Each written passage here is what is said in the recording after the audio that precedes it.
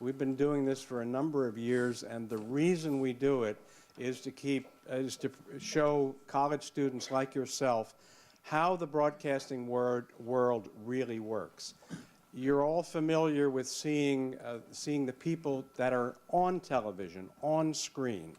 We have at least one of those here with us today, but we also want to introduce you to some of the people who are behind the scenes. And I think you may have gotten a sense from the tour you just took that there's a lot more that goes into putting together programs and running a TV station than just the control room, just the room where the cameras are. There's a whole lot of things that support that. I want to introduce our panelists today just very briefly, and then we're going to ask each one of them to say something. Here we have Pat Delsey, who is a longtime announcer, station manager, and station owner. And about a month ago, Pat celebrated 60 years in broadcasting. He's a former president and chairman and current treasurer of Broadcast Pioneers. He's also a member of the Broadcast Pioneers Hall of Fame. He's also a member of the Drexel University Sports Hall of Fame and has been broadcasting Drexel basketball games for over 30 years. Also, I'd like to point out and say hello to our host, who you've already met, Linda Munich. She's Vice President of Public Affairs for 6ABC. In that position for 22 years. She's been in broadcasting for a number of years. 40, okay, she admits it. She's also a member of the Broadcast Pioneers Hall of Fame. She's also in charge of the internship program right here at Channel 6. So if you Google Linda Munich, WPVI, the first thing that's going to pop up is the internship availabilities at Channel 6. But I have to warn you, the deadline is October 31st. So if you're going to send in your resume and application, do it quickly. Now, some of the other people on our panel, all from Channel 6 here today. We have Eva Pilgrim, who is an anchor and reporter for WPVI TV6, joined Action News in December 2012.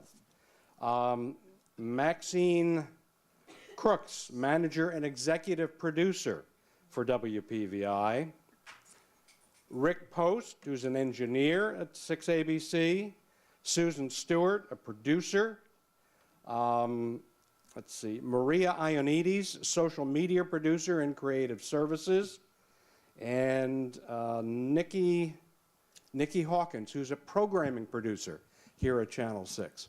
I'm going to start from that end and ask, Nikki, we'll start with you, ask you to tell the students what it is you do and sort of how you got to where you are today. All right, okay, we'll start it off. Good morning, everybody. All right, I love that. Welcome. It sounds like it's going to be a great panel. It's well-rounded, so I'm excited for what you're going to learn about, the television news business and how it stands today. What's interesting is I'm a programming producer, so I don't work in the newsroom. I actually work in the programming department, which is responsible for all the television shows, locally produced television shows that are on Channel 6. I think I've been a producer for 7 years in the programming department, public affairs / programming department. I work on shows such as FYI Philly. How many people watch Channel 6, first of all? Okay, good. That's good. You're right. ABC fans. Thank you. I work on more long form, half-hour programs, which includes several 2.5 to 3 minute packages. So we're doing long form. You'll hear from news producers that work on, smaller segments. We work on longer segments. We worked on usually taped shows as well as live events. So FYI Philly, has anyone seen a Saturday night FYI Philly show with Karen Rogers, Alicia Vitarelli? Yeah, okay, one over there, that's good. We do things like our Visions programming, where we go out into the community and do tape segments on that. Our big Thanksgiving Day parade we work on, the July 4th parade and concert downtown in Philadelphia. Right now I'm working on High School Huddle, which is our 10-minute football show on Friday night hosted by Jeff Skaversky. Last night we hit 23 games in one show, which was which is fabulous. In 10 minutes, that's pretty fast. It's definitely a lot of fun. I actually work inside the building and a lot outside of the building, working with cameramen and editors. And we pretty much, again, we work on live production, I think about, 1/3 of the time, but mostly it's a taped product. It's a lot of fun, fast-paced, and it's heavily deadline-driven, so. Nikki, when did you first know that you wanted to be in broadcasting, and how did you get there? Oh, okay. Real quick, I went to Spelman College. I got a degree in drama and theater, so I actually started as an actress.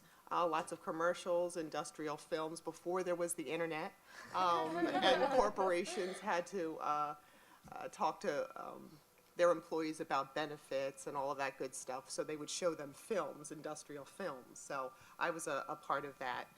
Got my SAG card, AFTER card, Actors Equity card, and then after a while, instead of acting, I looked at the people on the other side of the table making the decision. I said, how did you get to there? How did you become a producer? How did you, be the one calling the shots and making the decision on whether or not I got a job that day? So Linda Munich, I had an internship here at Channel 6 while I was at Spelman. I reconnected with Linda and worked on a project called Best of Class, and that kind of spiraled into more freelancing, into a full-time position, and I'm here now. So Channel 6 was a wonderful place for me to begin. Wonderful. Maria Ioannidis is working on something that didn't exist when the old folks of us here in the room started out in broadcasting. Maria, tell us what it is you do and what it entails. Okay, so who's on Facebook? Everybody. Twitter?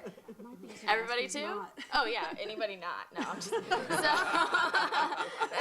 that's true. So my main responsibilities here at the station are to run all of our social media efforts. So if anybody likes Action News on Facebook or follows 6ABC on Twitter, that is my baby. So it's becoming more and more important for our station as a marketing tool. You'll see it in everything now. In our newscast, you'll see promos for it, and now we're trying to get everybody on board. So it, in every department. We just had these meetings a couple weeks ago, just to show us how important social media is in terms of our broadcast. So that's one part of what I do. I'm also part of the promotions department, so I wear multiple hats. Sometimes I'll do what we call topicals.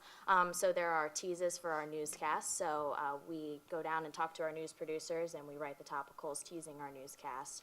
And then I also edit different spots for our station. So any of the stuff that has to do with social media, any of our promos, a lot of the times that has my influence behind it. So I really, really like my job. And I went to University of Delaware. I started as an intern here in the Creative Services Department. Any UD people here? I know I had a couple in my group. Yeah. But one thing that I think really got my foot in the door was that in addition to communication, I also got a degree in interactive media.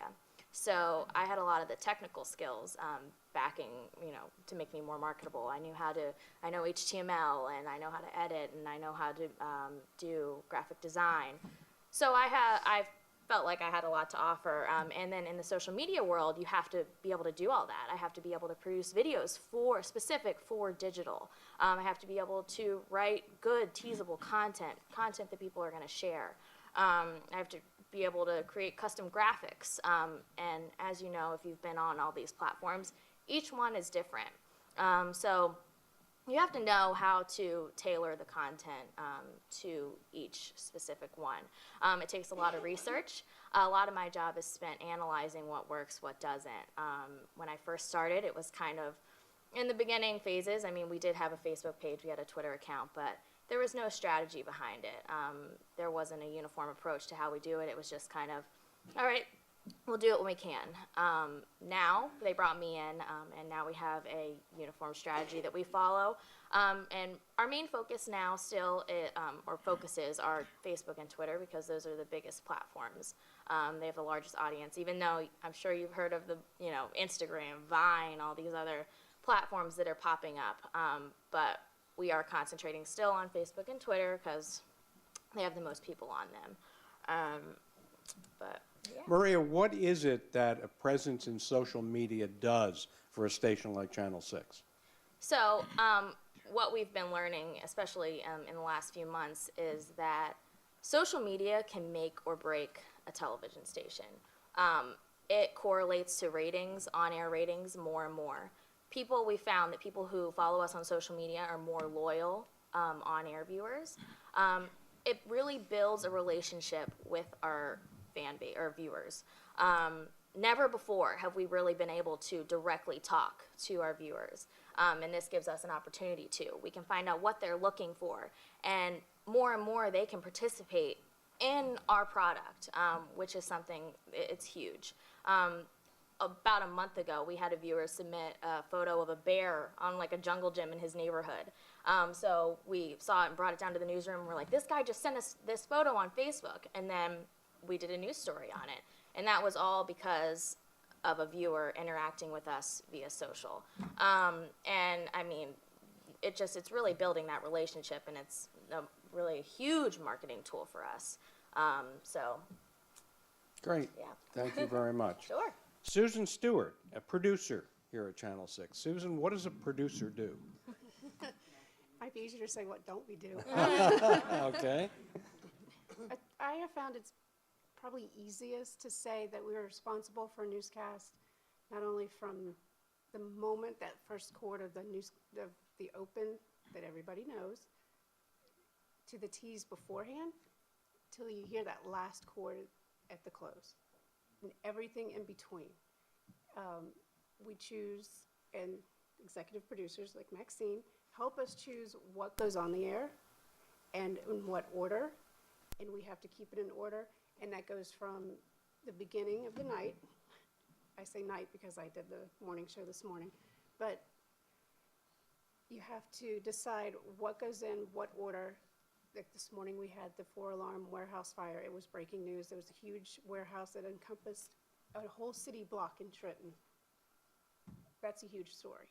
And then you put everything in order, and then you have to keep it all in control. You have to keep that train on its tracks. And you have to talk to your director, my anchor Eva down on the next table, and keep everything going. And it's interesting. You learn something new every day. That's what's wonderful about this job. You never know what you're going to come across every day. And I think that's the most intriguing thing about this job is every week there's something new, there's something more intriguing, and you just don't know what you might come across. Let me ask you, were you involved during Hurricane Sandy when everything was going on? Yes, I was. Tell us a little about that. That was actually probably more interesting for me because I'm from New Orleans, so I grew up having Katrina, to deal with sure. hurricanes. So I knew firsthand what to do in a hurricane, how to handle a hurricane. But that day we had wall-to-wall coverage, and I was on the air, I think it was for 3 or 4 hours at a time. And so when you're in that situation, you don't know where you're going next. You're making your decisions as they happen. For instance, you might have, I think it was David Murphy that morning. David Murphy's talking. He's given us the latest information, the track of the storm, or what is happening now. While he's talking, we're looking up at what pictures we might have, or Maxine's getting in my ear and saying, hey, Susan, Norm Shannick is ready to go. And this is where she is. Okay, so we're telling our directors, we're telling our anchors, this is where we're going next. This is where she is, and this is what she has. And that, you kind of get a thrill out of doing that because you never know what's coming next. Yeah, every single day is different. Every single day is different, and sometimes, and in cases like that, every single moment is different.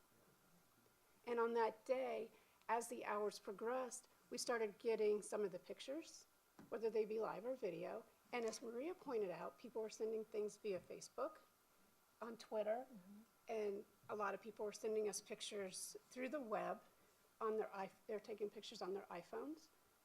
And we were getting some of that turned around and put on the air, showing us what was going on that day. Because, I mean, let's face it, that was unprecedented for this area.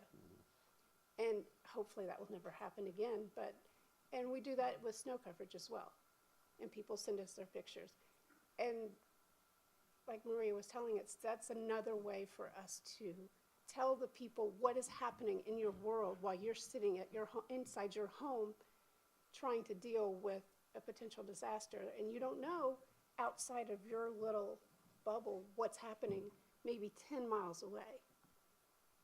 Now, I'm sure you didn't start out as a producer. How did you? I did not. What was the first rung on the ladder? Well, I had an interesting start, and Eva and I were talking about this. We weren't sure how to address the crowd, because I started as a marketing major, and that didn't work out so well when I got to accounting. So I made the I don't know how many people have changed their majors, but that didn't work for me. But I really found out that I loved news when I did my internship.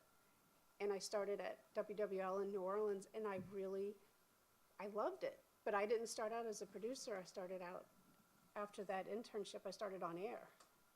And then I decided I wanted to do more. And I decided producing was it. So I started asking around. I asked the producer who was next to me, I said, "Can I help you? Can I write something for you?" And of course, a producer will never turn somebody down to help write. So she said, "Sure." And I asked her, I said, "Oh, can you show me how you put together your rundown?" She said, "Okay." And back then, believe it or not, back then we were still on typewriters. And They're going, a what? But Are you hearing the pattern here? Listening, observing, offering to help. That's how you make your way up the ladder. well, yeah, that's what you do. And back then, you had to time out a newscast by hand. Nowadays, a computer does it. I mean, we are very fortunate. That was so ingrained in me when I learned that. And Maxine will probably tell you, I print out my rundown and all of my scripts to this day because I am so afraid of the computer going down. It's just, I can't produce a newscast without having a rundown there to look at and see the timing. And I said, and now the next thing I asked was take me into the control room. Show me what to do. Great. You know? Our next panelist is Rick Post. He's an engineer here at Channel 6. Rick, tell us what you do. This is one of the guys who, I presume you've never been on air, or am I wrong there? Not unless it was accidentally. Yeah. Okay, Yeah. so, and this is the guy who helps make sure that people like Eva do get on air. And Don't me look too. stupid.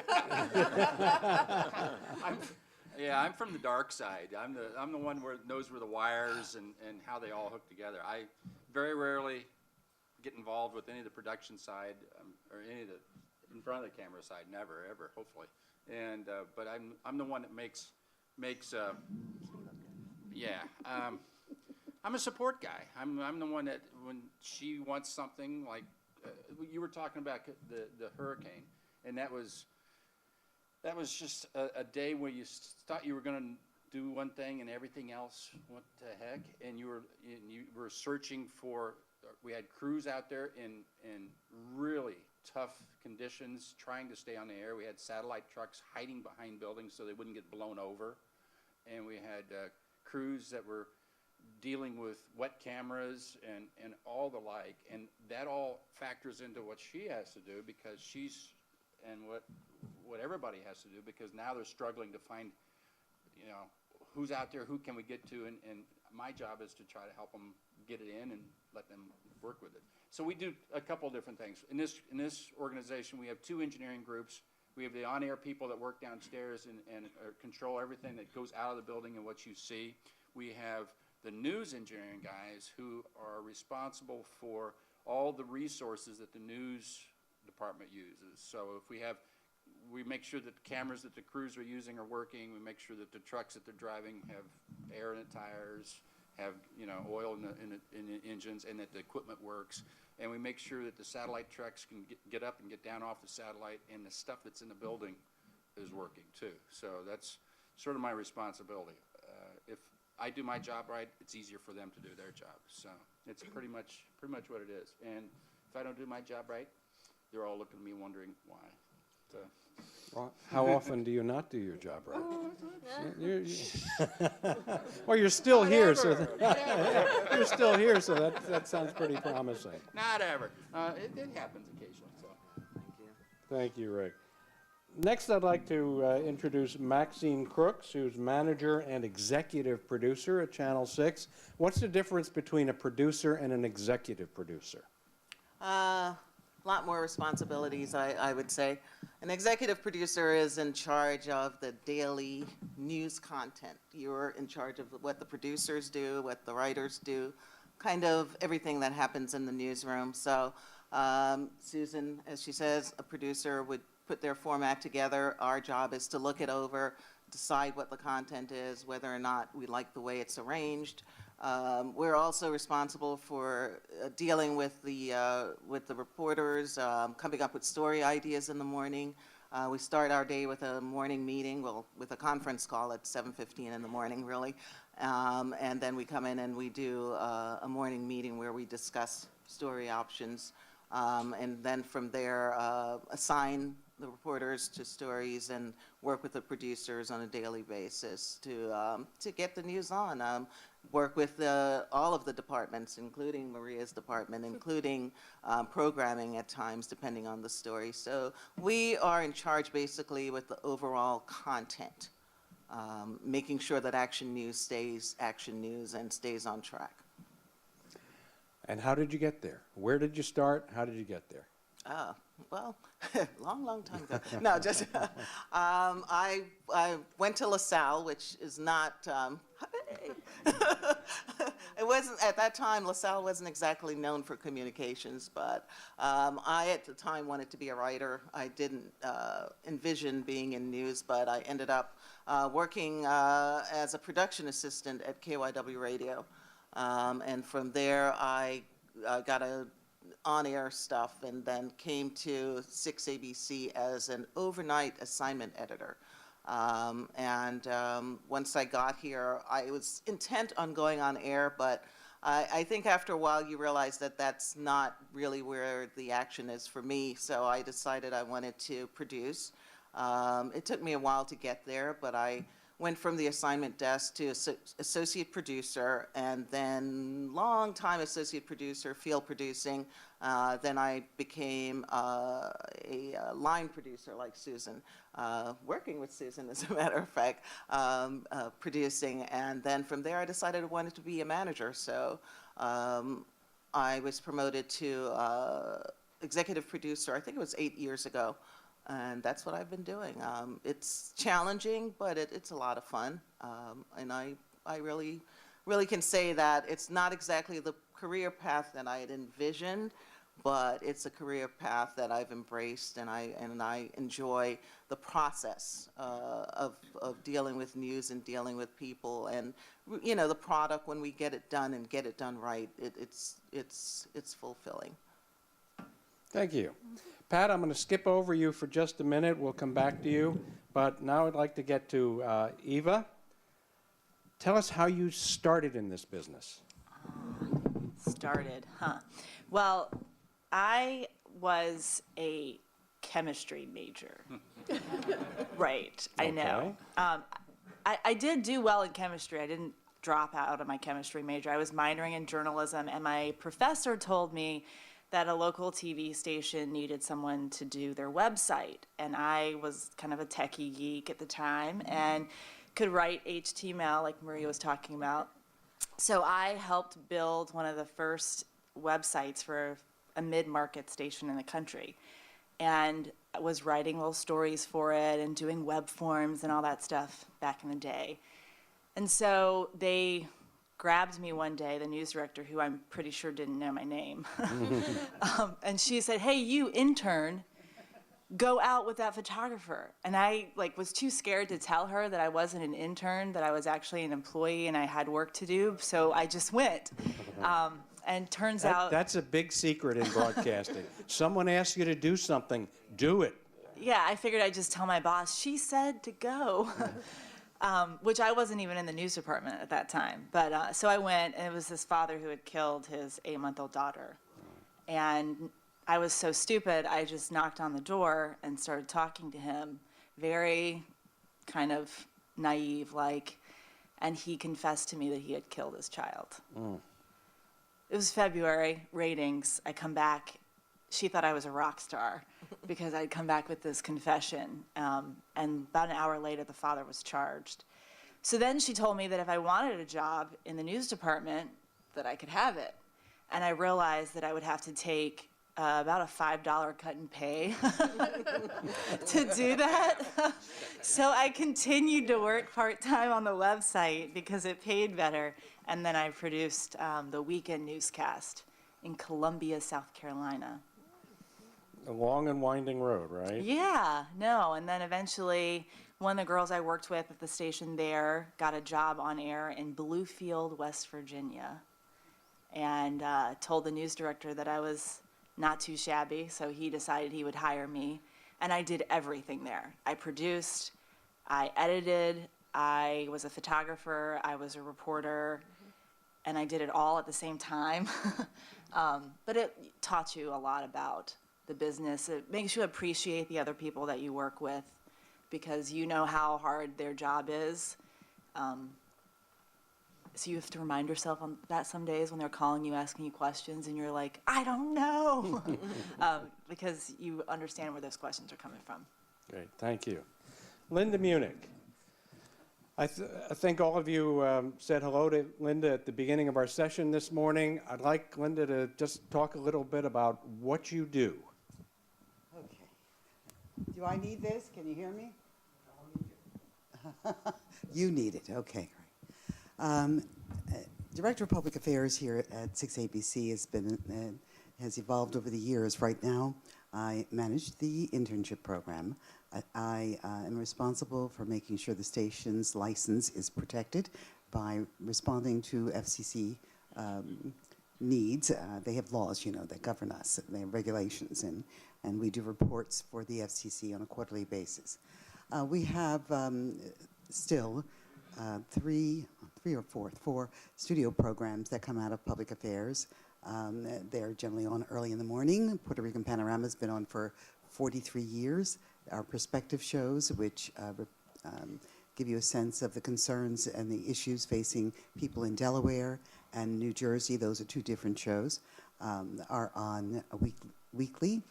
And Inside Story, which is moderated by Monica Malpass or Matt O'Donnell or Tamala Edwards on Sunday mornings, which examines news headlines for the week.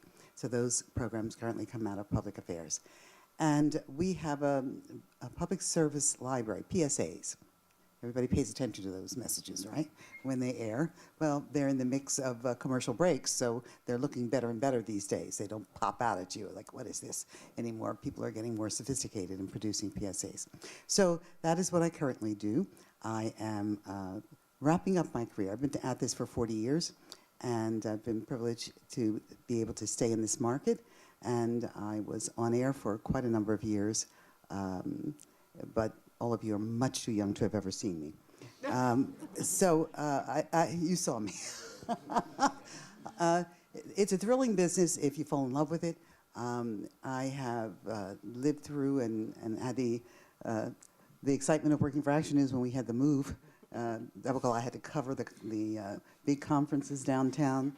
So I've done. They may be too young to remember that. You don't know move. Okay, they don't teach that in school. Anyway. Just like all of your panelists, I have been thrilled to work in this business and been able to express a lot of who I am and be involved with what I've been concerned about in the community.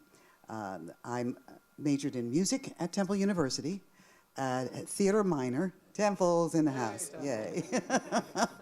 And when I got into television, just like today, if you're curious and you ask questions, a producer wanted a volunteer to help him. And so I volunteered and learned what production was in television back in 1973.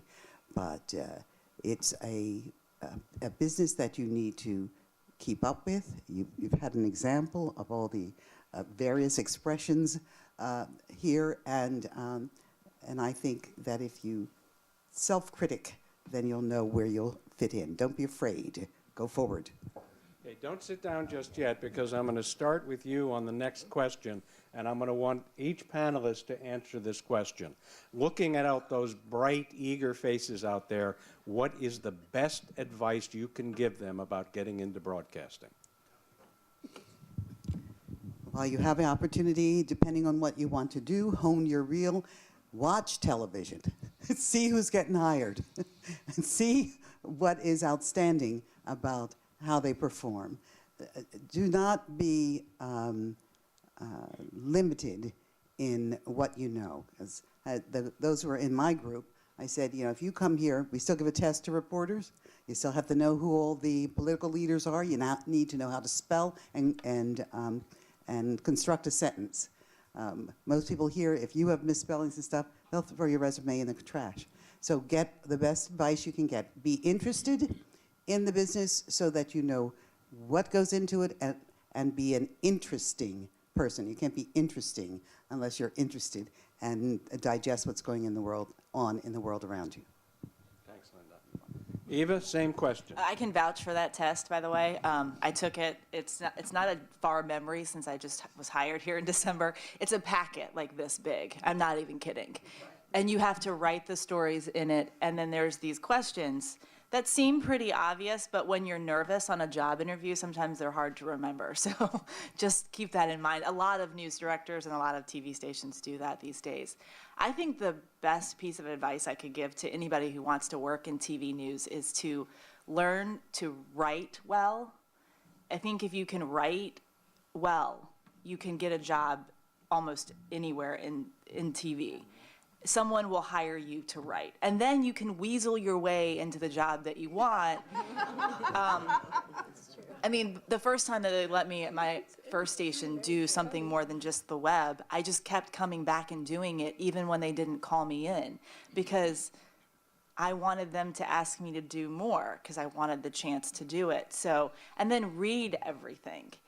If you don't know what's going on and someone asks you a question, just nod your head like you do and then go find it on the internet. That's why we have Google, you know? I mean, but I think the more you can read, the better that you can write. At least you have a base to start with, because while sometimes it appears that TV news isn't about what's in your head, you can figure out the makeup and the hair and the clothes and all that rest of it later, but you can't change the actual knowledge that you have. So I think that's the most important thing. And I want to amplify that advice. My wife and I have a PR firm, and when we're looking to hire people, we ask them, you know, what TV stations do you listen to? What newspapers do you read? What radio stations do you listen to? And we are constantly amazed at how few people are actually paying attention to the news or know what's going on in the world. Too many are wrapped up in, you know, the latest pop culture, the latest hit song. That's not going to get you anywhere in public relations, and it's not going to get you anywhere in television news. So take that as a good lesson. This gentleman can give you a lot of good lessons because he spent 60 years in broadcasting. So Pat, the question to you is, what's the best advice you can give these students? Well, the fact that he said I did 60 years, my anniversary was last month, that only means that I'm old. But I started basically when I was your age, thinking that I wanted to be a disc jockey. That was my desire, my only desire at that time. But little did I know that the radio stations sometimes didn't have an opening for a DJ. So you had to do whatever was available to you. I started out as a DJ, but I also had to do news. And at the same station, I had to do sports, and I had to do talk radio, and I had to do a variety of different programs over the years. So one important thing I want to tell you right off the bat is to diversify and be prepared to diversify. Now, you might have a particular desire right now, but you don't know what's going to happen next year, year later, or 60 years later. And I had the opportunity to be a DJ, to be the newscaster, the sportscaster, talk radio host, TV host, and so on and so forth, and keep on going. I was able to do that because they forced me to do it in the early days of the radio station that I started. But after, I was able to do those different things wherever I went. Whatever was available to me, I was able to do because of my foundation in my first year or two in broadcasting. Now, when I think about where I was years before you, I wondered why I wanted to be in broadcasting and when did it first start in my mind. I found out later exactly when. I knew I always wanted to be in radio and television, but I didn't know how far back that went.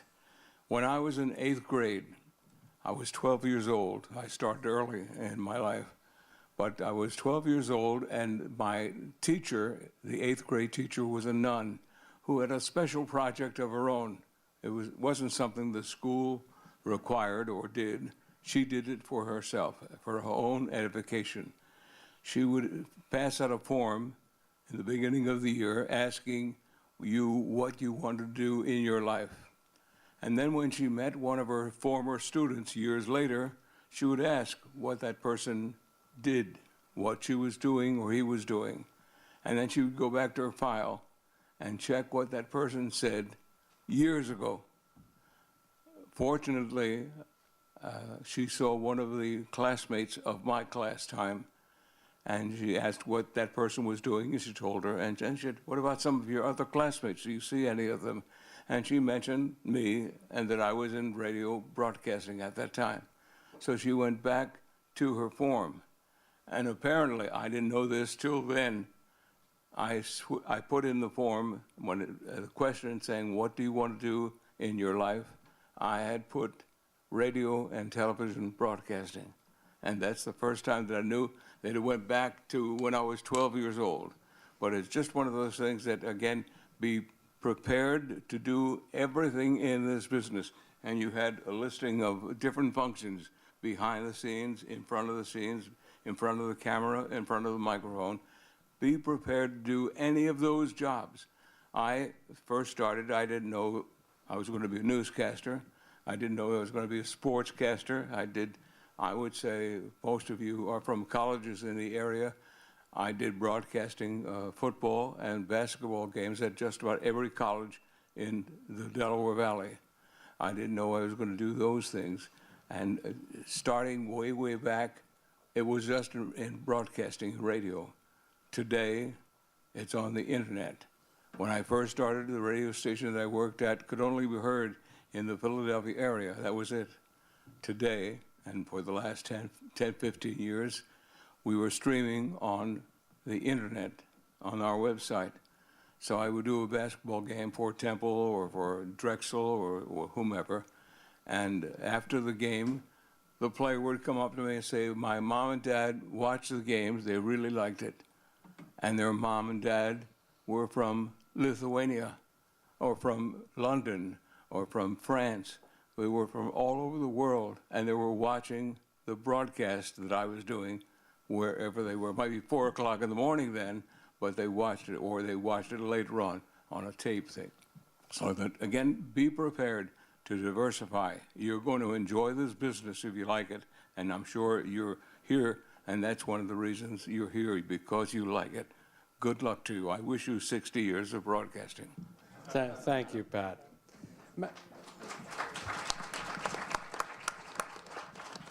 Maxine, same question. What's the best advice that you can give these students? I think my advice is kind of along the same line of Eva and Pat. Diversity is important to be able to do different things and to be willing to do different things, that, you know, and be eager to try different things. And my mantra to young people when I go out and talk to kids in school is writing. I strongly, strongly believe in writing and being able to put together a good story. I think it is the backbone of the news business, and if you want to be in the news business, you have to know how to do it, and you have to be willing to do it. You know, and to have a desire to learn more, to not just think that the only thing available to you is to be in front of the camera. Too many kids think that that's all there is, and there's a lot more. There's a lot to do in this business, especially with social media and with other aspects of the business that you can get into. So know the business, kind of have an idea what you want, but be willing to do other things to get to where you want to go. Thank you. Rick? It's the same story. It's the same story over and over. I'm in the engineering side, like I said. My first real television station I came to after I came out of college, they hired me as a vacation relief guy in the engineering department. So every 2 weeks I did a different job, and I didn't know anything about any of them. So, but after 2 years, I'd done every engineering job in that building, and I could do every one of them well. And I became one of the go-to guys for if you needed something done or if you needed something filled in. Don't be afraid to do any of the jobs, no matter what they are, what you think they are. And don't be afraid to move around and do something different, even move around geographically from station to station, because every station's got a different way of doing things, and it's something you add to your tool belt, so to speak. So don't be afraid to do that. Move around, learn different things, don't be afraid to ask questions, and try to do everything you can. Great. Susan? Best advice I can give, I already gave it to my group, so you're hearing it again, is learn every aspect of everybody's job, because that way you'll respect what everyone is doing, because we're one big team. No one person can do a job all on their own. If you're going to be on the air, you need to know what a producer does, you need to know what a photographer does, you need to know what an editor does, social media, even programming, because we are all in this together. And if you know how a photographer is getting those shots for you, you can tell your story better. If you know how the producer is going to put that in their newscast and how they're going to tease this for you, your story is going to be better. If you know how the editor is going to edit it, your story is going to be better, and you're going to be better for it. And just had a little brain fart. I've been here since 11, so you have to excuse me, I'm going on 12 hours. But Well, thank you for being with us and sharing no your problem. advice. But you know, I think the best thing that you can do also is just, and we keep saying it, and you can't say it enough, is just to learn to write, and to when you go out there and you learn to write, and it's not just when you're a producer, you're writing like just a voiceover or something. You've got to learn how to write stories. These are storytelling that we're doing, and it doesn't matter what position you are, you're telling stories, whether you're telling stories in the written form, in video form. And that goes for social media as well if you're going in that route. Because that's what we're doing. We're telling the people the stories, and we're trying to draw them in that respect. And that's really what we're doing. We're telling the people stories, and we want them to watch, listen, and learn from us. Maria? Yeah, I can agree to all of that. Learn as much as you can. And one thing that I can say is, if you're self-motivated and you're coming in, say you get an internship in broadcasting, if you are going to your boss and saying, hey, why don't we try this? This is a great idea. As many ideas as you can come up with, you should be researching and looking what other television stations are doing and see what you can offer that's maybe different, that can help grow, because we're always looking for new ideas. And I think that's really what helped me get a job. Like I said before, I was an intern here.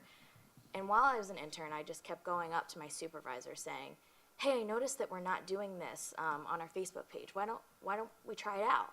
And they were like, okay, yeah, sure.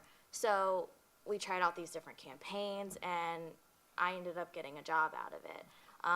And I just think, that's the thing that we see, especially in our interns now, is the people that are coming up saying, well, I think it would be great if our on-air reporters did, gave pieces of advice and we edited a little video together and put it out to all the college kids. Okay, yeah, let's try it. Why don't you take on that project? And then it's not only a learning experience for you, but it shows that, you're always thinking and you're always coming up with these ideas to make the business better. And then one other, this is an easy one, but I've heard it from multiple people. Dress for the job you want, not the job you have. I'm sure that you have heard that and you all are dressed very well today. But I've just heard that over and over again. And if your goal is to ultimately be an on-air talent, and like we've been saying before, you need to learn how to do everything. And if you want to get into this business, you might have to start out, doing something you're not really that crazy about. But if you get in the door, the opportunities will open up. So learning as much as you can now, too, while you're still in school. Learning how to edit, and it does come down to writing. Everything is about being a good writer. That is so, so true. In every single department, even down to writing emails. Like, if you have to write an email to the president of the television station group, you want to be able to write it well. You don't want to send an email to a top executive that has spelling errors in it. It makes you look bad, and but if it comes down, definitely down to good writing. And yeah. Susan, you want to add something? Yeah, I do want to add something, just because when I was an intern, I was at WWL-TV. At the time, it was number 42 market. I don't know what it is now after Katrina. But I did an internship my spring semester in my junior year, and I saw that no one was staying. And although my internship was up and it was coming up on summer, I went to our managing editor who managed the interns, and I asked to stay, and he welcomed that. And 3 weeks later, I had a job. It was only $5 an hour as a desk assistant. But you know what? My foot was in the door, and it stayed there. And I got my first job, and I was promoted from there. So if you see an opportunity like that, and it's rare, but I mean, we did it. Oh, you yeah, know? yeah, that's how I got. Yeah. So don't ever think you don't have an opportunity. If you see it, try it. Yeah. You never know. And you know what? Don't ever turn down $5 an hour, because you never know where you're going to end up. Nikki, what's your advice? All right, I know we want to get to questions, and I think it's just a recap of basically what everybody said, starting, with Eva and Maxine, Susan, and I have to tell you the storytelling aspect, writing. If you want to be in the media business, whether you want to obviously be on air, be a producer, I'm sorry that the web department is not represented here, because that is also huge as well, because isn't that how you get your news, through social media or through the web? Am I right? So I think that having writing skills is a must. I think we're all tasked with being storytellers. And specifically, if you're not as interested in news, but you're interested in long-form content, whether it's writing, blogging, longer segments, half-hour shows, reality shows, which are taking over TV, being a good storyteller, knowing how to give information, for news, knowing how to report information, but on the content side and on the lifestyle side and on the entertainment side, learning how to tell a story, and then on top of that, learning how to tell a story that's going to be creative, that's going to pop, that's going to grab people's attention.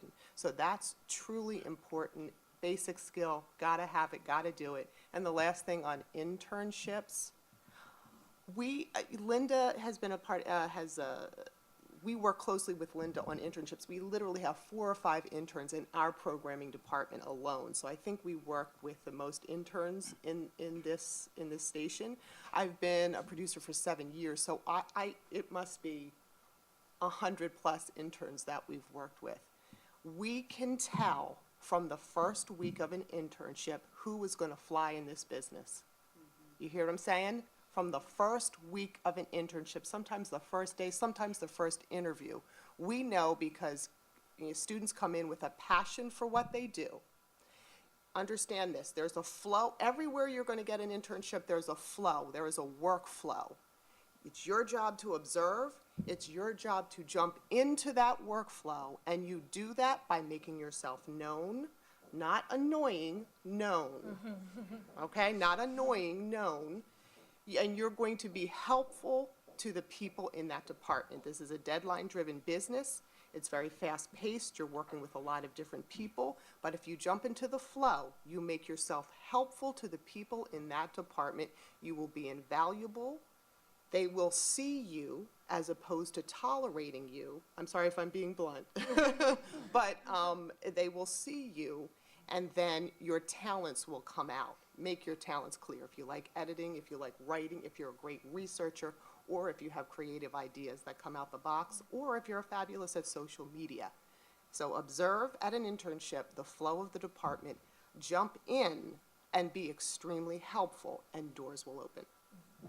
Thank you. All right, guys, now it's your turn. We're gonna ask for questions from our student audience. Because we're doing this, recording it on TV, it'll be on the web eventually. You'll be able to go back and look at it and share it with your colleagues. We only have one mic that doesn't have that long a cord. What I want to do is have anybody who has a question, please come around here and form a line here, come up to me, and we'll ask the question on camera. So those of you who have questions, let's start formally. You can, since you're close, you can just start here, okay? And anybody else who has a question, come over to this gentleman in the blue shirt and stand with him. So come on over. Your name and your school. Hi, I'm Nicole Bernier. I'm a junior at Temple University, and I have a question for Maria. How do you feed through all the fake media hits that you get? Because you were talking about how you might get a picture of a bear. How do you know that's a real picture and that's a real story? That's hard. It definitely is hard. But we do try to reach out to the people directly, see if we can get a direct contact, you know, calling the person on the phone, seeing if it's legit. When you see so many of them, you start to get a feel for what is the fake stuff and what isn't. But we do have a whole confirmation process too for news stories, and that goes. We use that on social media as well. We're not just gonna say, "Oh, we got this picture of a bear" and throw it up on air. We do have a whole. I think is it like 3-step process that we go through in our newsroom just to confirm something. And I know that, you know, I work with our news web department a lot too. And it's so important. Yes, on social media, it's important to be first, but we would rather be not first and be right. Mm-hmm. We don't want to put something out there that is incorrect. And just to say we were the first to do it. And I mean, I can tell you a couple of examples that we've seen that happen. But we have a whole workflow that we use to make sure that something is correct. And I mean, we will see things that, you know, we had a couple weeks ago, or probably longer than that, a guy that said there was a building collapse or a house collapse. And someone said, "Oh, I have video of the collapse." And we were like, wow, that's huge. So once we started to look into it, that wasn't right. But we didn't go on air saying, we have this video coming. Someone sent us video of the collapse. It was actually just right after it. But yeah, we do a lot of follow-up on that stuff by reaching out to them directly. And luckily, like on Facebook, it's connected to people. So we can reach out to them. And if we don't hear back, then we won't use it, so. Okay, thank you. Thanks very much. And just to amplify on that, that is the key, is to making sure that you're right, not necessarily first. If you follow this business, you've seen many examples of broadcasters who don't follow that rule. In fact, when the Supreme Court announced its decision on the Affordable Care Act, one network went on the air, you know, breathlessly saying it was ruled unconstitutional, when in fact that was not the ruling. They had only read through part of the opinion and didn't get to the part that upheld it as constitutional. So you have to make sure that you have the whole story. Okay, our next question. Your name and your school? Connor Barcon. I'm also a junior at Temple.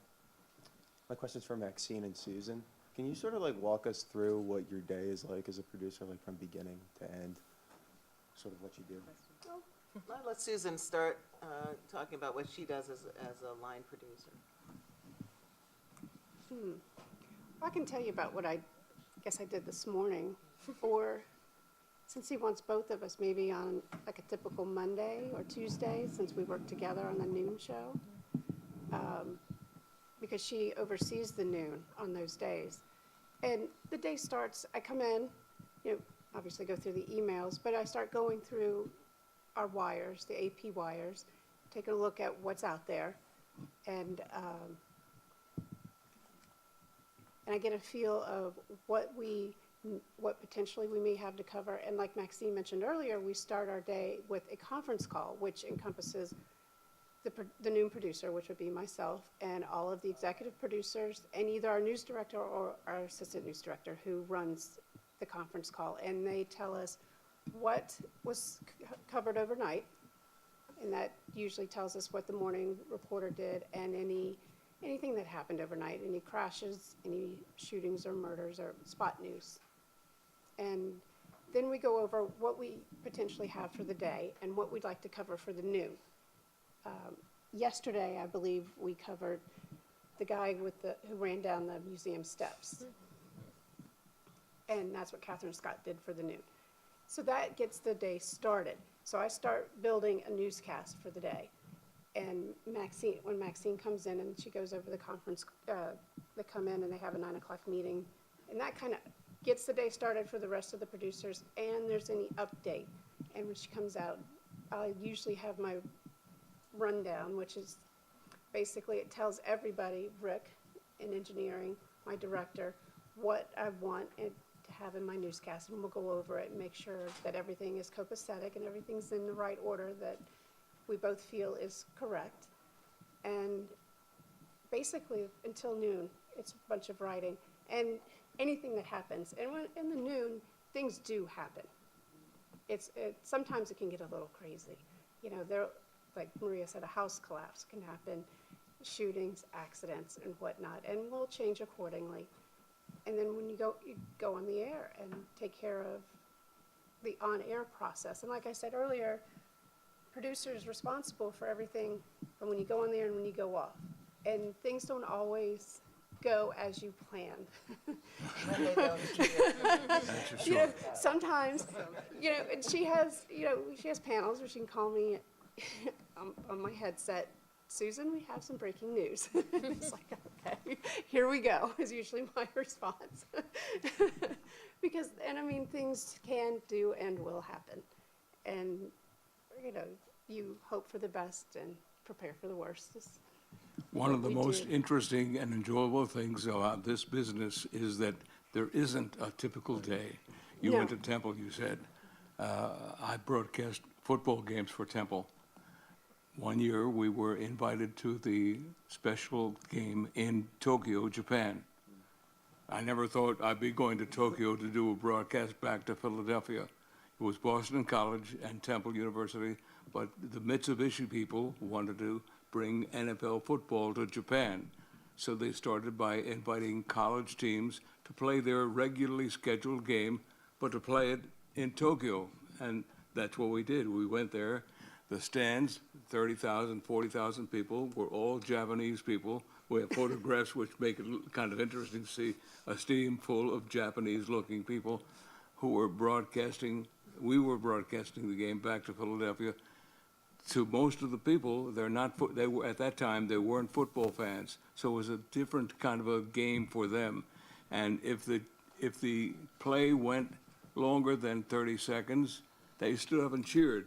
He might have been running backwards and being chased to be tackled, but they thought it was great because it lasted 30, 40, 50 seconds, and they would stand up and cheer. But again, my point is, there is no real typical day, and that's one of the great parts of the business. Great. Thank you for your question. I just want to ask Max if you could explain, because we haven't mentioned, the assignment manager, the crews, all of that has to be gathered to set up a broadcast day. So, and to me, that's really very important because you have to give all of that consideration. And Yeah, in fact, that's true. in part of that, would you tell us about how many people are involved just working on that one program? On a newscast on a daily, well, it does, Linda's right, it does start at the assignment desk. That's probably why it's the center of the newsroom, because all that they do in there, gathering the news and dispatching the crews and the reporters. They're the reason why we can put together a 30 or a 1 hour newscast. It starts there in the morning and throughout the day. In terms of what we do and how many people put together a newscast, I wish I could tell you. It's so, it's so many different people, from the editors to the producers to the reporters to the assignment desk. It's dozens of people that work on a daily newscast. It's never one person. So when one breaks down, we all try to pick the other up. So that's the hope. But it takes a village, really. To do a newscast.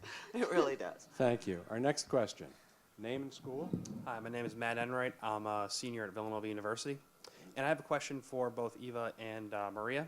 First, kind of walk us through the creation of a story, going from when you first hear about it to when it goes on the air. And second, how is the kind of shift to digital media, how large a role has that played in the day-to-day operations, I guess? Well, I can tell you, so I originally attended the University of Florida, which was the first university outside of Boston to get Facebook. I was a sophomore in college when Facebook started. I remember it.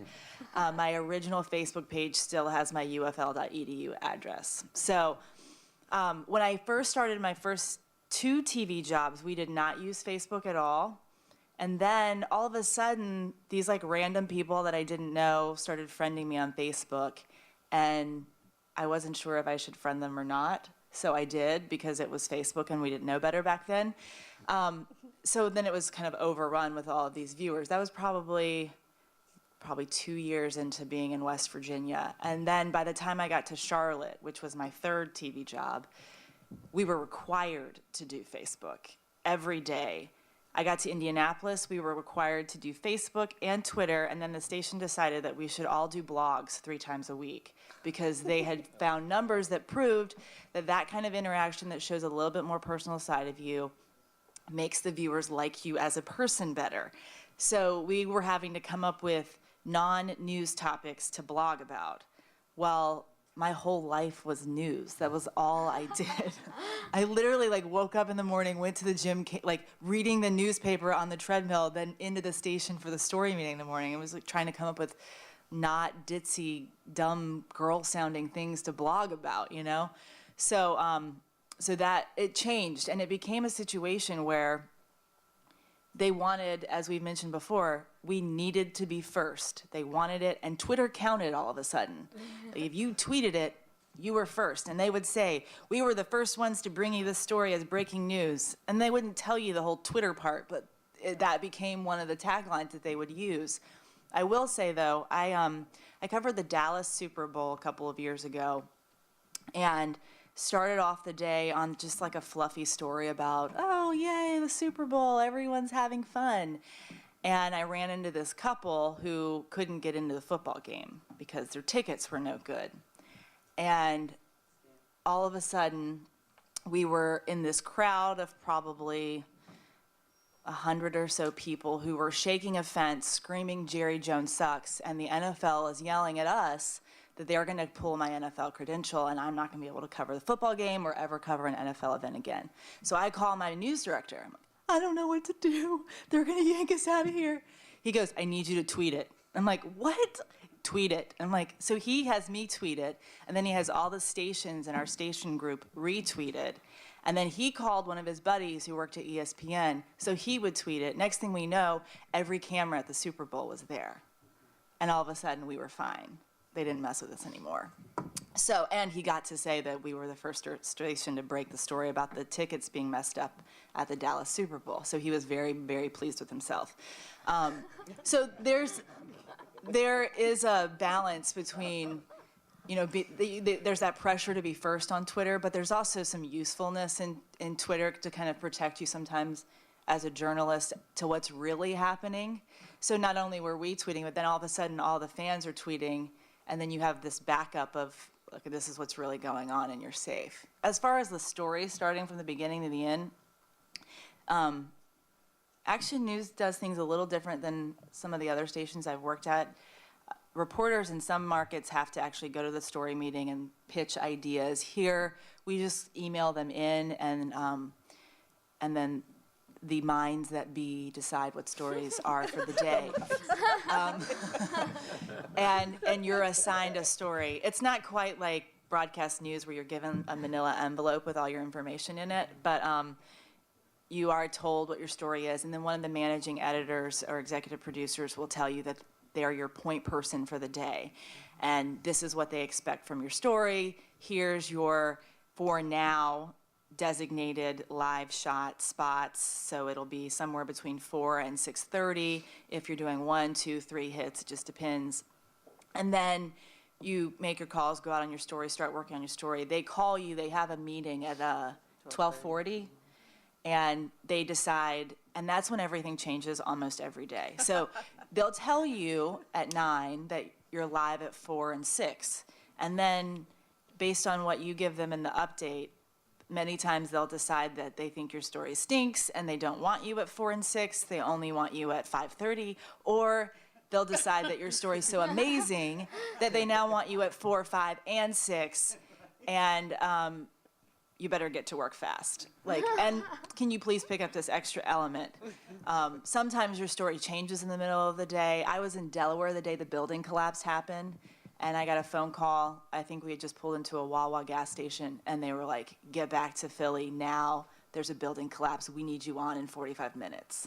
And you're like, I don't even know what happened. So you just go, and you're literally just describing the scene over your shoulder because you don't know anything else. So it just, every day is different, and every story is different. So kind of their importance of where they put it and how important you are to your point person based on how important your story really is. Yeah, and to add to that, I mean, digital is becoming more and more important in our everyday activities. We're actually in the process of adding a couple of monitors in our newsroom just to monitor Twitter feeds. And most of our web producers actually probably all of them, if you've heard of TweetDeck, it's a monitoring system for Twitter. When you walk through the newsroom, every single person has a column of TweetDeck open up on their screen. It's a constant stream, and we all have, we follow, like, everybody has a Twitter account these days, chief of police, the mayor, and parking authority, and we have a verified list of accounts that we can kind of trust. So if we see something come through on Twitter, we're gonna look into it more. So it's becoming a part of our everyday activity. And then, like I said before, it's viewers participating in our content and creating that. And the digital producers are a part of it even more. Like, I was here during Sandy for the 3 days straight. Like, all of our digital producers are making sure it's another way to reach people, because if their electricity goes out, what do they have? They have their phones. And now, luckily, because we have the Watch ABC app, they can watch us live streaming on their phone. But before we had that, it was, okay, well, how can we keep our viewers safe? How can we let them know that there's a tornado warning in their area to get in their basement? Through our digital platforms, they can look at our website, they can use our mobile apps, we can send out alerts, and that's, I've heard over and over again, and I mean, I truly believe it, that a part of our business is keeping our viewers safe. That's the most important part. And it's just another way we can reach it. And with digital now, we can cast our web even further than we could. Some Facebook posts that we have get 200,000 people that have seen it. That's huge. That is, sometimes a lot more than even one newscast will see. So it's just so important that we're on there, that we're right with our information, that we're timely with it. And we have so many eyes on it now, and like I was saying before, more and more people are watching it at every minute of the day. So. Great, thank you. Thank you for your question. Eva, I want to add a story to the one you talked about, but you need to be ready to go wherever you need to go on a moment's notice. Back in 1972, I was a reporter for WCAU Radio News. I was covering a story up in Norristown. I got a call that said, there's a hurricane coming up the Susquehanna River heading right toward Harrisburg. We need you to get over to Harrisburg now. That was Hurricane Agnes. It did devastation along the whole Susquehanna Valley. I ended up spending 2 weeks in Harrisburg and surroundings. I didn't have a chance to go home and get anything. I just went directly from Norristown to Harrisburg. As I say, was there for 2 weeks and had to do what I needed to do.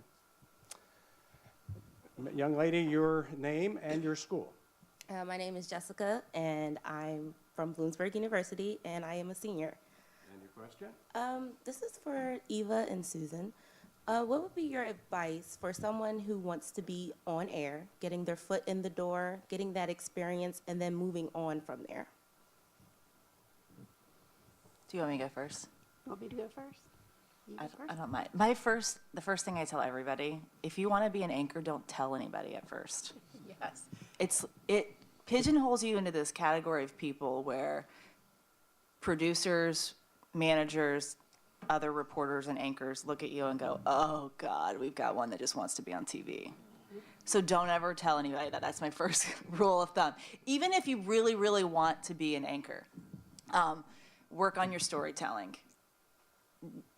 If you can tell a story that touches someone's heart and makes them watch the story, then you keep your viewer and you serve a purpose. So they'll give you a better story than like another reporter who stinks and just puts the facts in a row. They have these click points that producers have to hit.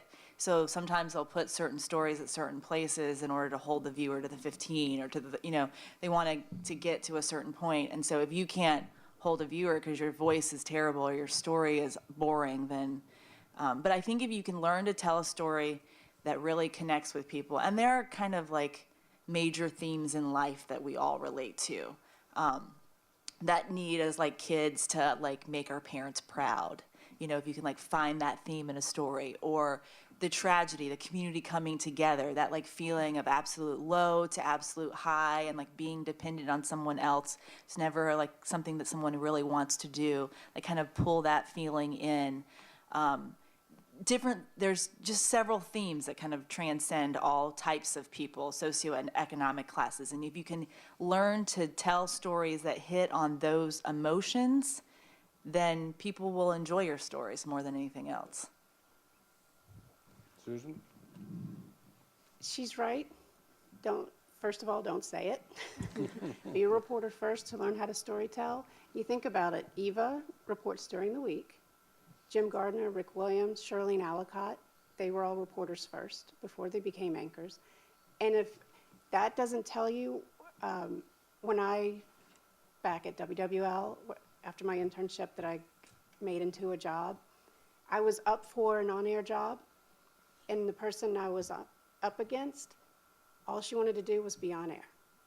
She didn't want to do anything else but be an anchor. I got the job over her because everybody knew I didn't want to just be an anchor. I didn't want to be an anchor, actually. I never did, I never was. But everybody knew I just wanted to tell stories. I didn't want to be an anchor. She did, and when she lost the job, she threw a fit. And so they said, that's why we didn't pick you. So just remember that. So don't anybody say that you want to be an anchor. Yeah, Thank you and very much. it pigeonholes you, is what it Well, does. the other thing I would say too, it was a really cute piece of advice that one of my mentors when I first started said. She was like, your news director you want to be friends with, but your GM could get you fired like that. So remember that. That's always a good piece of advice. And my first anchor job that I actually got was because we were short in a foursome playing golf for the station. And I played, and apparently I was really goofy, and the GM liked me and was like, she can play on our golf teams, on all our outings. And he, 3 months into my job in West Virginia, for some godforsaken reason, thought I should anchor the morning show there. And I was not deserving of it. I definitely didn't have the knowledge or the ability at that time to anchor a morning show by myself, and there were people much more qualified than me. But there are some politics to getting jobs, so keep that in mind. Don't like brown nose, but know who the important people are to fire and hire you. And it helps, as has been said, to be well-rounded and to volunteer to do anything. Your name and school. Willie James, Bloomsburg University. I'm a senior. My question is to Eva. As an on-air talent, do you have daily preparations? And if so, what are those preparations? Yeah, every morning I wake up with my phone in my hand and shockingly, like all of you, go through my Twitter feed to see what everybody's been tweeting overnight. And then I read a couple of different newspaper websites just to see what's going on in the world. I, of course, read our local newspapers as well, because there's nothing worse than having that blank look when your point person tells you your story and you have no idea what's going on. I also try to read historical books about the area that I'm working in when I first get there, because I haven't lived in Philadelphia my whole life, so there's a lot about Philly that I don't know, and a lot that the people here just know second knowledge. So try to kind of like catch up on that. And then I come in, I sit at my desk, usually put my makeup on, and read some more on my computer. So I spend probably the first 2.5 hours of my morning reading. Yeah, I mean, if you don't know, you're just behind to start your day. So that's, I think, the most important thing that you can do. Okay, thanks very much. Before we go to the next one, I have not heard anyone ask a question for Rick Post. Is there anybody?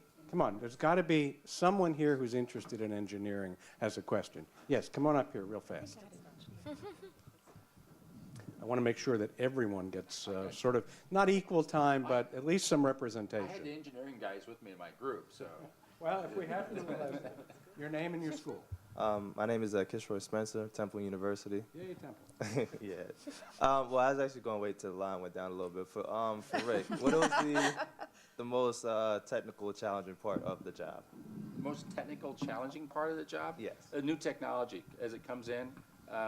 This is a radically changing industry, and if you think that the stuff you learned 4 or 5 years ago is going to be relevant next year, you're wrong. So that's probably the hardest part. And all of my compatriots on the panel are very, very experienced or whatever in the front end, putting into the Twitter accounts and things like that. I have to try to keep up with them and try to figure out where it goes after it leaves there, and how it networks with the rest of the world, and how that interfaces to the old school stuff. So the technology is the hardest part, and it changes. In the next 10 years are going to be amazing in this industry, because it's not going to be anything like any of the rest of us are used to. So. Great, thank you, thank you. You'll appreciate this, Rick. When I was in school at Temple, we did all our editing on audio tape, and you actually took a razor blade and spliced it and moved pieces around. Been there, done that. And 16 millimeter film. Yeah. And I got to tell you, when I discovered digital editing, I said, why didn't I have this before? Okay, your name and your school. My name is Brooke Cabetta. I'm from the University of Delaware, and I'm a senior. Well, first, let me just thank all of you guys for being here today. And it sounds like you guys have very busy jobs, and for you guys to come in here and talk to us, it really means a lot. The one thing I think I really would like to know is kind of great that was kind of a great segue question to what I'm about to ask, is what standards of broadcasting do you guys still aspire to from now and today? Many of you have been in the industry for a while. Some of you are just coming into it, or you've seen people coming into it. What things do you guys learn from each other that you can still maintain in your day-to-day operations and putting on a newscast? Things like that. That's a good question. Yeah, I think I'll take that one. I think what we've all been talking about is to the standard that we adhere to is to be correct. It's always good to be on first, but it's important to get a story on, and the story has to be relevant to you and to the people who are watching. But we also have to make sure that when we tell a story that we get the elements right. We try not to step on too many toes in telling the story. Sometimes that happens, but I think that's the standard that we adhere to is, you're going to incorporate all of the new technology and everything that we have, but we still have to uphold the standard of doing it the right way and doing it the correct way. So. One of the first rules in newscasting, and this goes back the 60 years, it's important to be first. but it's more important to be right. And that's a rule that you live by in the broadcast industry. And we are constantly checking to see if we're responsive to the community. People think that the FCC regulates that. They don't. They give you a license. It's then on you to use that license in a responsible way. So we are asking all the time, whether it's in outreach or by virtue of the viewer contacting us, that we're answering what they think are their concerns and the issues. So all of our minds are on that. Yes, we have to do some stories about the economy, along with the cute stories. We have to do stories about poverty. We have to do stories about crime. So that standard is very high here. I will say also, since I've only been here 10 months, as a young journalist, there's the pressure to be first and not always the journalistic integrity that follows it at the station that you're working at. I feel really privileged to be at Action News, where that is really what matters most. But you have to learn to stand up for yourself when you don't know for sure. And don't fold under the pressure of, well, so-and-so at such and such tweeted this, why don't you have this? You can't just tweet something or Facebook something that somebody else has because it's knowledge out there, because you're not 100% certain that it's right. And you just kind of have to hold it close to you and stand up for yourself and say, I'm going to do the right thing here. And you can be really frustrated with me, but I don't feel comfortable being wrong. And because once you lose your reputation for accuracy, as a journalist, that's everything. People aren't going to trust you. You have to deal with officials every day who will look at you and go, she doesn't get it right. And that hampers your ability to do your job. So that's one piece of advice I would give you, because I had a lot of trouble with news directors in the past who were like, why can't you just put it out there? Well, I need to confirm it with one other person. Like, I've only got it confirmed one way and it's a sketchy source, and then that source is wrong. Okay, thanks for your question. Name and school? Hello, panel. My name is Kevin Tarr. I'm from Clark Atlanta University. I've done intricate research on WPVI from the days it was called WFIO, founded in 1947, till now, where it's WPVI. I noticed that this station, for the majority of the years it's been existing, has been either top of the market or the top of the market, number one. And I guess this is more of an insider interest. I wanted to know from Susan and Maxine Crooks, what goes into creating a compelling breakdown for the newscast? 'Cause I know you are the brains in terms of creating the stories, sequencing it. What goes into creating a compelling newscast? Is it more of a science, or is it more of creativity and art? Because I can tell you that I've been a fan of the station for years, and I want to know how you guys do your job so well. Wow.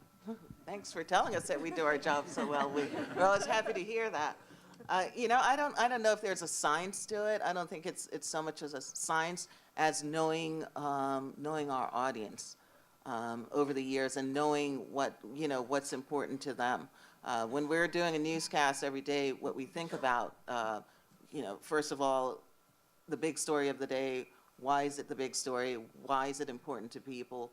What's important about the story that we're doing? And we always also think about not just crime and crime and grime, I guess we'd call it. Think about human interest stories that that are either funny or in some way impact the community that we serve.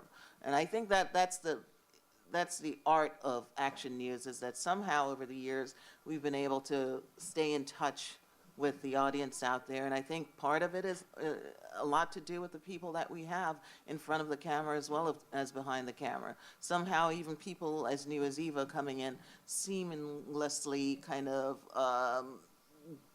integrate themselves into the Action News way of doing things, and people buy into it. I think it's more of a credibility factor that people trust us. And so if we say something, they trust that, that it's correct, or that at least correct to the best of our abilities. And I think that's what makes Action News is a trust factor and the people who instill that trust. Yeah, yeah. And we have to remember, too, that when we do a newscast, it's not about what we want, it's what our viewers want to see. And a good example is, and this goes to what Maria does, you know, we teased this morning because we have next week a week full of stories related around the 1-year anniversary of Sandy. And now we're starting to direct our viewers to share their stories at hashtag 6ABCSandy.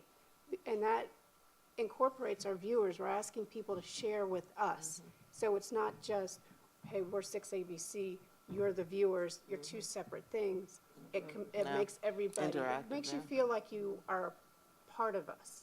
So the social media aspect aggrandizes the newscast and augments it into Yes, giving the people what they want. Yeah. exactly, exactly. And even before social media, I think that was always a part of it, that we incorporate the viewers in some way. We ask their opinion. And viewers, people like to know that they count and that their opinions Exactly. count. And I think that's part of the charm of Action News and what we do. Thank you. I want to pass along, I guess, words of wisdom that were given to me by the executive editor at KYW News Radio when I was made editor of Morning Drive. He said, your job is to figure out what is most important to the most number of people. And that, I think, sort of goes along with what you were saying. Your name and your school. My name is Madison Elliott, and I am a freshman at LaSalle University. So my question is, since I am a freshman, they recommend us not to get internships until after our sophomore year, and I wanted to do what I can do, I wanted to know what I can do now to get involved, and if there's any opportunities at the station to help me do that, because I don't want to have to wait. We have to wait. I have one. Get involved in your student television network, because the most hands-on experience you can get while you're at school, the better it's going to help you in landing that internship when you are, after your sophomore year. So anything that you can get involved in on campus right now and to develop a resume and be able to bring it in and say, well, here's what I've done as a freshman and sophomore, and this is what I can contribute as an intern here. Are you doing your television network now? Yeah. Yeah, so that's a great start. When we're looking at, in my department, creative services, we also take in interns who are more interested in promotion, and that's something that we really look for is we ask them, have you ever had experience editing before? And not everybody has, and it's the willingness to learn too, but if you have, and you're like, yeah, and actually here's some things that I've already done, that is so impressive, Yeah, that is really important. I'd like to point out a couple of my college classmates, Jerry Wilkinson and Mike Muterick, and I were all very involved with, we didn't have TV back in those days, but with the radio station, WRTI at Temple. And we spent all of our free time there. And that experience, I know it helped me get a really significant job after my junior year. So I still had to go to college, but I had a very nice job, and it helped all of us to get someplace to get our feet in the door in broadcasting. I do have Thank one you. quick, I do want to. Go ahead. Go ahead. I just want to say real quickly, why not start researching now exactly where you'd like to have an internship? It's free reign, and plus you're going to school with people that are in internships. So do your research, do your due diligence, and ask them, do you like the internship that you have right now? Or, just ask and find out, are you having a great experience? And they'll tell you. Do your research now so that you can hit the ground running when it's time to apply. And remember, internships are competitive too. Yeah. It's like going for a job. So this advice about what you build as you are in school and taking advantage of what is there. We have an intern with us, Milana. Come here. And she is interning in the new special projects, and she's here on Saturday. That's not what she's assigned to be, but she's here on Saturday. So think of it as a job. And make sure your resumes and your cover letter show your highest level of development before you go for your internship interview. Thank you. Yeah, tell us what you do and what did you do? What was your thought process in applying for the internship? Well, I started applying for internships as soon as the summer semester started. So you always want to be ahead of the game because, like they say, it's very competitive. So you want to make sure they see your resume before they see someone else's. And let me think. Another thing is this is my third internship, and it's very helpful. I go around, I introduce myself to everyone. You don't know who's going to be helpful to you, and just try to go out your way to make it known, to make yourself known. So you don't want to just stay in the department you're in. So like all of these people, the majority of them, I've seen their faces before. I went up to them, I've introduced myself to them, and everyone is so willing to help you. It's like everyone's busy, but they will definitely help you. So it's really good. Thanks very much. Can I interject here? Please. She has been in every department. She's been in a newscast. I can tell you, she's taken well advantage of this internship. And she's exactly what you should be doing in an internship. Next gentleman, your name and your school. My name is Enrique. I'm a senior at Bloomsburg University. But this question goes out to all of the panelists. There's a various number of years of experience here. And through your journey in an ever-changing field of broadcast communications, you come into the field with a set amount of skills. But what are some of the things, and then other than that, you guys also bring news to the community. But what are some of the things that going through this journey that you've been able to learn about yourselves that have allowed you to continue to help others and bring news to the community? Well, we talked about internship, and sometimes getting an internship here at Channel 6 could be difficult. It might not come your way until you're a senior in college. There are so many other places to go to get internships. You got to go out of the market to a small station, maybe in Atlantic City, in eastern Pennsylvania, and so forth. Do that. Make yourself available on weekends, on evenings, around your regular academic schedule. But get involved in actually doing things in the industry. Prepare yourself by going again to that small station or a small radio station. There are many in the area where they'll give you the opportunity to work weekends because they need somebody on the board in radio or in television. Do that. The more you do that. How many of you are juniors right now? How many of you as juniors are doing something in the business in addition to the academic classroom? One. Everybody should be doing something by this time. You should start if you're a freshman. But if you're a junior right now, you definitely should have been doing that for at least a year. Try tomorrow to one of the small stations in the area. Get yourself involved. It's most important to get that groundwork that is necessary to get into the field and progress. Let me ask you to ask your question again, and I want to see if I can get more interaction from the panel. Okay, so like I said, in a world of ever-changing broadcast communication, because technology obviously is advancing at a much faster pace, and trying to keep up with the news and bringing news to the community, how have you been able to learn more about yourself in this journey through your career? There is a gentleman in the room today who has taken a different tack. It rarely comes up in this kind of activity, but being an entrepreneur is a way to get into the business. And by that, I mean getting involved by putting yourself in a position to get into the radio and or television business. Brian, please stand up. Now, Brian has been doing this for a while. He and his dad, Lee, sitting next to him, have a program of their own once a week or twice a week. They do a program. That's internship. They pay for the time, and there are many stations in the Delaware Valley where you can buy an hour's worth of radio time, as an example, for a little amount of money. Now you go out and sell the time before you sign the contract, so you have enough sponsors to pay for the time you're buying. But it's an entry-level activity. It's a way to get into the business aside from the normal way of internship. It's an internship of your own making. If you do that, you could very easily get your start in the business.